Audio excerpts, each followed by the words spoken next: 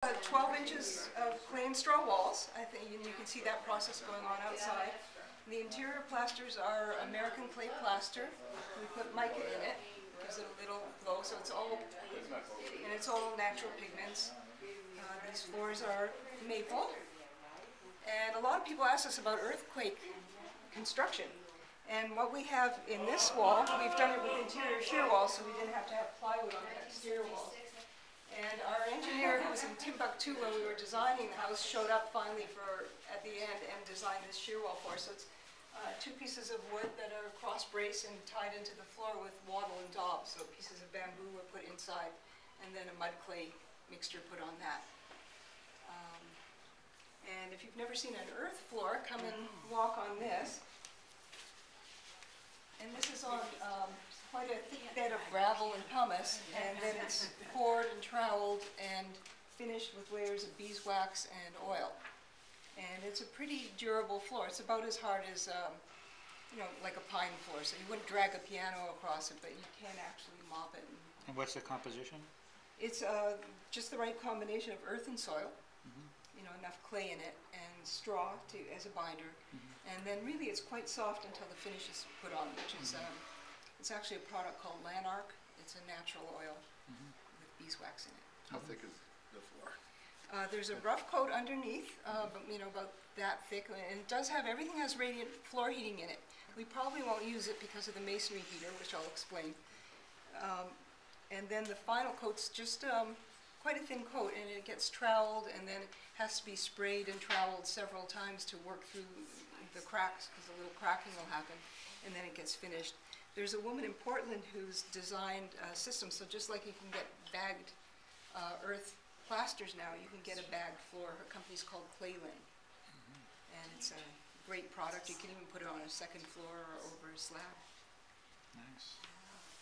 So the masonry heater, we love these, and then we found out the place we've been getting them from all along. Our distributor lives here in Ashland, so we've been getting them in Santa Fe for many years.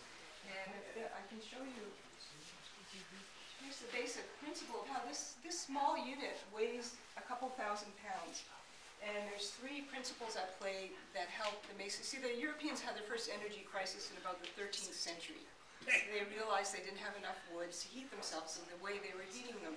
So every country in Northern Europe developed some kind of masonry heater. In Germany, they're called Kocheloven, and you've heard of probably the Russian stove. And so every country had a form of it.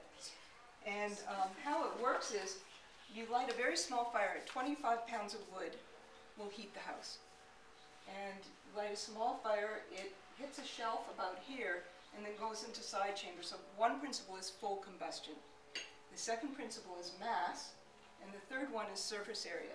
So this one is not like some of the Dutch stoves you'll see. They have tile with a lot of texture to it, and that's to create more mass to radiate the heat out. And we had a very similar fireplace in a previous home. It's actually the same model. This is it. And I had a friend come by with thermal photography. This is the other side of. We had an adobe wall built around us, so this was the fire while it was going. This was the other side, the adobe wall, while the fire was going. And this was 10 hours after the fire was out, so you can see all the heat radiating into the room. And so usually in Santa Fe, which was a little colder than here, we had a little more solar gain, but it was colder, we would fire it not even every night in the winter, and just one firing. And the only place we used our floor heating was in the bathrooms. And we expect that it'll behave the same here too from the few fires we've had. So feel free to wander around the house, and if anyone have any questions, that's great. Great. So feel free to wander around. Paula, what's your bathroom counter? That's a granite, but it's it's kind of a sandblasted granite. Thank you. The other one is the same as this one, and that's also granite.